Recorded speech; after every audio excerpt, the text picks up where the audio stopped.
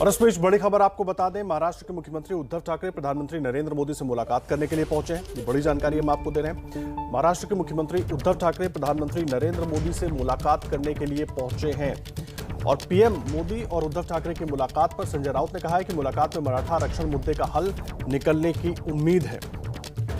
SC ने फैसले में केंद्र के पास अधिकार होने की बात कही थी और उसी के बाद अब उद्धव ठाकरे पीएम मोदी से मिलने के लिए पहुंचे हैं। मराठा आरक्षण को लेकर मुख्यमंत्री गंभीर हैं, ये कहा गया है संजय राउत की तरफ से, और मराठा आरक्षण के मुद्दे का हल निकालने के लिए ही उद्धव ठाकरे प्रधानमंत्री मोदी से मिलने के लिए पहुंचे हैं। ये बड़ी खबर इस वक्त हम आपको बता रहे हैं। पीएम मोदी से मिलने के लिए महाराष्ट्र के मुख्यमंत्री उद्धव ठाकरे पहुंचे हैं। सुप्रीम कोर्ट ने मराठा आरक्षण पर रोक लगाते हुए कहा था कि केंद्र के पास ही इसके लिए अधिकार है और अब पीएम मोदी से मिलने के लिए खुद उद्धव ठाकरे पहुंचे हैं। ये बड़ी जानकारी इस वक्त हम आपको दे रहे हैं। अब से कुछ देर पहले ही उद्धव ठाकरे पहुंचे हैं प्रधानमंत्री नरेंद्र मोदी से मिलने के लिए। 5 मई 2021 को सुप्रीम कोर्ट ने मराठा समुदाय के लिए जो सरकारी नौकरियों और शैक्षणिक संस्थानों में आरक्षण था, उसको ये कहते हुए रद्द कर दिया था कि ये पहले लगाए गए 50% की सीमा से अधिक है और जो पहले कोर्ट के फैसले थे उसके मुताबिक 50% से ज्यादा आरक्षण नहीं दिया जा सकता है। और महाराष्ट्र में 52% आरक्षण पहले से चला आ रहा है।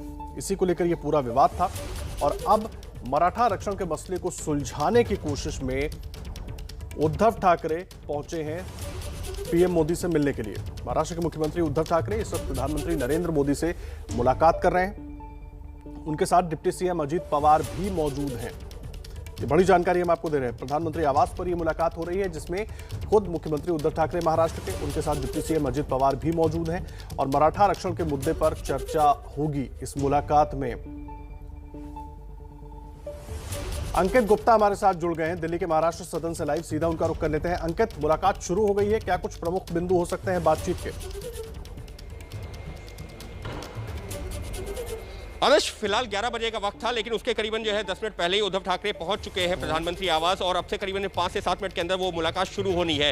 हालांकि पहले चर्चा ये थी कि उद्धव ठाकरे का विमान अगर 9 सवा 9 बजे के आसपास दिल्ली लैंड कर जाता है तो वो पहले महाराष्ट्र सदन आना था उनको और इसके बाद में यहाँ से प्रधानमंत्री आवास के लिए जाना था। लेकिन क्योंकि उनका विमान करीबन 9:45 बजे या 9:50 के आसपास लैंड किया है, 10:10 पर वो एयरपोर्ट से बाहर निकले और इस वजह से उन्होंने सीधे प्रधानमंत्री आवास ही पहुंचे हैं और वहां पर 11 बजे के आसपास से मुलाकात शुरू होनी है। मुख्य बिंदु क्या है? मुख्य बिंदु जो आधिकारिक तौर पर बताए जा रहे हैं वो ये है कि जिस तरीके से ये टाउटे तूफान आया था और उसकी वजह से जो तबाही हुई है उसके लिए केंद्र सरकार से मदद मांगी जा रही है। ये कहा जा रहा है कि करीबन 1000 करोड़ रुपए के आसपास का सहायता की जाए।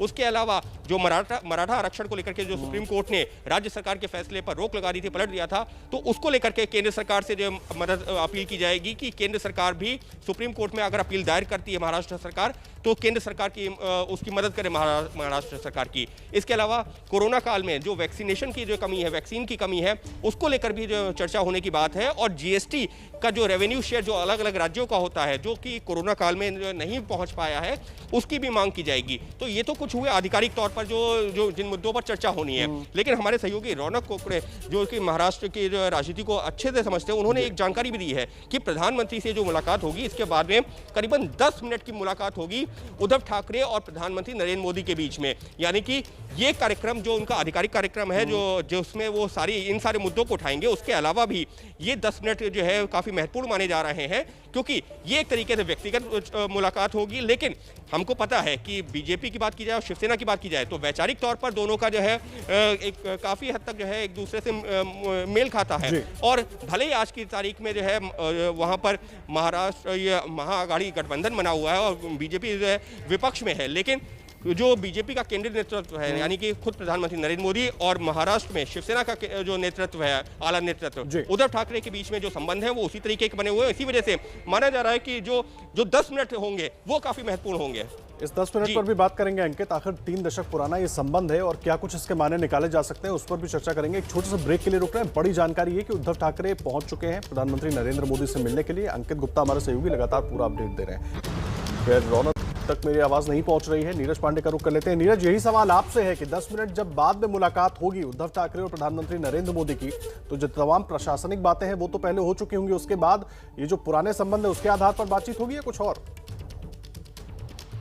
आदर्श, पहले बता दूं कि इस समय मुख्यमंत्री उद्धव ठाकरे प्रधानमंत्री आवास पहुंच चुके हैं। दूसरा सवाल आपका ये है कि जो प्रधानमंत्री नरेंद्र मोदी और मुख्यमंत्री उद्धव ठाकरे के बीच में 10 मिनट अलग से बात होगी तो उसके क्या मायने होंगे। दरअसल आप अगर गौर करें तो ये एक पहली फॉर्मल मुलाकात होगी जब प्रधानमंत्री और मुख्यमंत्री फिजिकली आमने सामने बैठ रहे हैं। दूसरी जो सबसे महत्वपूर्ण बात आपने जो पूछी वो ये है कि जब दो बड़े नेता, खासकर वो ऐसे नेता जो सालों तक एक साथ काम करते रहे हों, एक साथ गठबंधन में काम करते रहे हों, आज जब दोनों एक अलग अलग धड़ के रूप में बैठ के सामने बात कर रहे होंगे तो उस समय निश्चित रूप में इसके तमाम पॉलिटिकल मायने निकाले जा सकते हैं। ये तमाम कयास लगाए जा रहे हैं कि भविष्य में क्या होगा क्या नहीं होगा, लेकिन राजनीति में कुछ भी फिक्स नहीं होता। आज क्या स्थिति है, कल क्या स्थिति होगी, आकलन नहीं किया जा सकता। तो दो जो बड़े नेता दोनों अपनी पार्टी के शीर्ष नेता हैं, तो निश्चित रूप में बहुत सारी बातें हो सकती हैं, पुरानी बातें हो सकती हैं, भविष्य की योजनाओं पर बातें हो सकती हैं, प्रेजेंट सिनेरियो पे बात हो सकती है। लेकिन एक और बहुत महत्वपूर्ण बात इसमें यह है आदर्श कि अगर आपने देखा हो जब से ये उद्धव ठाकरे अलग हुए भारतीय जनता पार्टी से, उन्होंने कांग्रेस और एनसीपी के साथ मिलकर सरकार बनाई है। जब से उनकी सरकार बनी है और केंद्र और राज्य दोनों अलग अलग ध्रुव में काम कर रहे हैं, लेकिन कभी भी कोई ऐसी कड़ुआहट सामने नहीं आई। ना कभी सीधे तौर पर नरेंद्र मोदी की तरफ से निशाना साधा गया राज्य सरकार पर, ना राज्य सरकार की तरफ से ऐसी कोई पहल की गई जिसमें केंद्र सरकार पर सीधे तौर पर हमला बोला गया हो। तो दोनों लोगों ने एक अपनी सीमा रेखा को लांघा नहीं, सीमा रेखा पर बने बहुत रहे। अहम जानकारी आप दे रहे हैं और हमारे दर्शकों के लिए जरूरी है समझना कि अभी इस बातचीत में क्या कुछ हो सकता है और बाद में इसके राजनीतिक मायने क्या निकाले जा सकते हैं। नीरज भी लगातार हमारे साथ जुड़े रहेंगे, लेकिन खबरों के सिलसिले को आगे बढ़ाएंगे मेरे सहयोगी विकास भदौरिया।